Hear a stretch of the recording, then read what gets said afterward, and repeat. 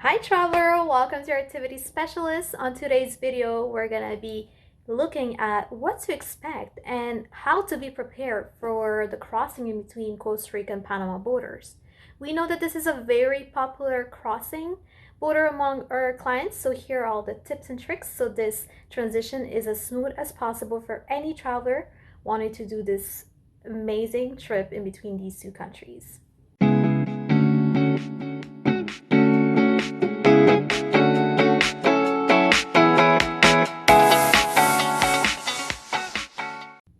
So there's actually three borders that you can use to cross Costa Rica to Panama. The first one on the Pacific coast is Paso Canoas. Paso Canoas is right on the Pan American Highway. In case you do not know really, it's a highway that connects from Panama City all the way to Mexico. Isn't that beautiful? This border is probably going to be the busiest of all them three, and it's actually pretty good if you're going towards Boquete or David or Panama City, just because you're going to be closer to these cities instead of taking another border that is more on the Caribbean side.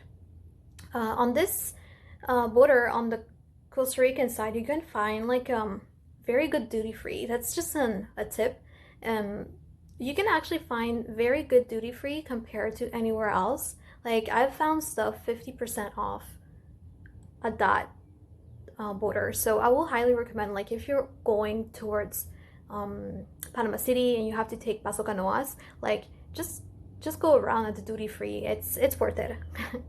The second border that you can use is the border of Zixaola and Guabito. So this is going to be connecting people from Puerto Viejo in Costa Rica to Bocas del Toro in Panama. These two places are very, very popular among tourists, and it's probably going to be the most used border for tourism. This border can take a lot of time if you are traveling during the busy season of tourists.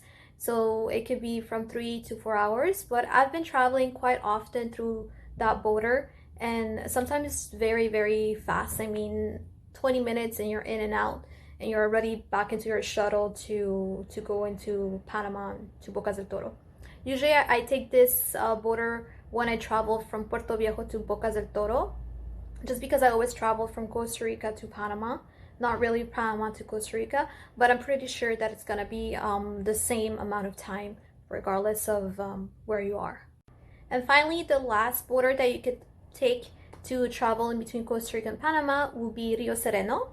Rio Sorrento is very remote compared to the two other borders. So this one is probably gonna be best if you are going directly to Boquete. And it can also be a good option if you are going to Bocas del Toro and you are like in the middle of Costa Rica and you don't want to travel all the way to the Caribbean coast or the Pacific coast in order for you to have the transfer into Panama. So since it's a little bit more remote, we can see that the restrictions are very applied to the letter on that border. So I will highly recommend for you to have all the papers that you require and everything in order, just because they're going to be a little bit more meticulous at that one border. So what are the requirements to cross the border between Costa Rica and Panama? First, passport. Second, departure tax. 3, entry fee. 4, the proof of exit. 5, proof of economic stability. 6, the visa. Requirement number 1, the passport. So your passport must be valid for a minimum of 6 months before the entry to the country. Also, you will need 2 copies of your passport. That one you're going to leave it to the agent, and the other one we highly recommend that you keep, just in case you ever lose your passport in middle of your trip. You're still going to have at least a copy for yourself. There's a lot of copy places around the borders. However, we highly suggest that you have everything prepared before you get to the border, because the driver's not going to wait for you forever. They have other people to transport.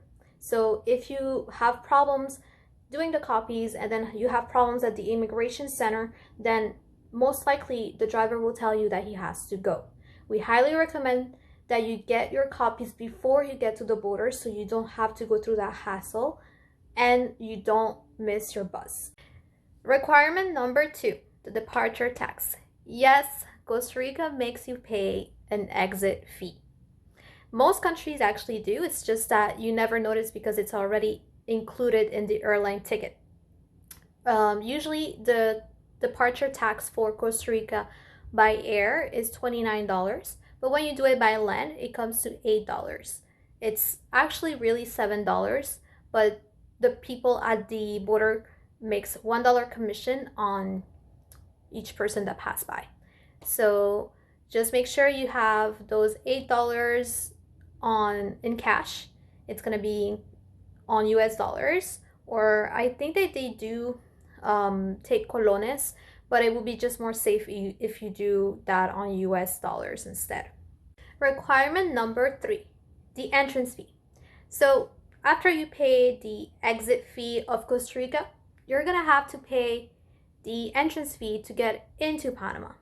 So you're gonna be passing by 2 immigration places, first with Costa Rica, second with Panama, or vice versa, depending if you are going from Costa Rica to Panama or Panama to Costa Rica.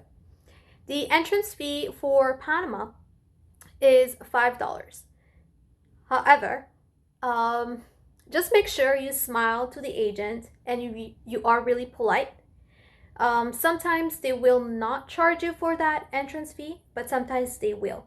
It's really depending on the agent and how they perceive the person.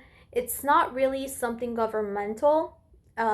We don't really know where this tax is coming from, but I mean, they make you pay for it. Just make sure you use US dollars. They will not accept any colones. Or if you don't have US dollars, you can also use balboas, which is the currency of Panama. Requirement number 4, the proof of exit. Panama is very, very meticulous with this requirement. It's either a plane or bus ticket out of Panama within 180 days. But what's important here is just not a proof that you're exiting Panama. It's more of you are going back to the country of citizenship. So let's say you have a Canadian passport, then you have to have a proof that you're going back to Canada within 180 days of the day of your entrance. I know this is very bad because we have a lot of backpackers and sometimes they don't even know when they're going back to their country of residency. So what we recommend is you purchase a refundable plane ticket from Panama to your country of citizenship, and you refund that ticket right away after you have crossed the border. Most airlines are gonna have this option of refunding refunds after 24 or 48 hours. I think that it's even longer. So just make sure that you can have a refund for that ticket that you're purchasing, because if you don't have that ticket, they can deny your entrance to Panama and you're stuck at the border in Costa Rica. Not fun. Do not recommend that.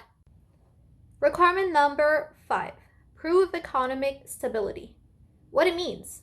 Basically, the people at the border is gonna see if you have a credit card with your name on it, or if you have $500 in cash. Rather than just have that amount of money at the border, we highly recommend for you to have bank statements where we can see your balance. Nowadays, with the technology that we have, a simple screenshot of your statement on your phone should be fine. Requirement number 6, the visa.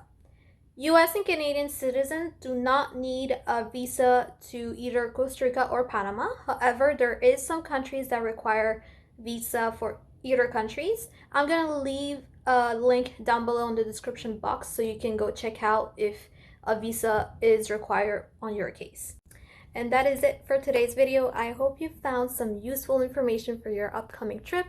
Don't forget to like, comment, and subscribe to our channel. I will link all the links for our social media down below.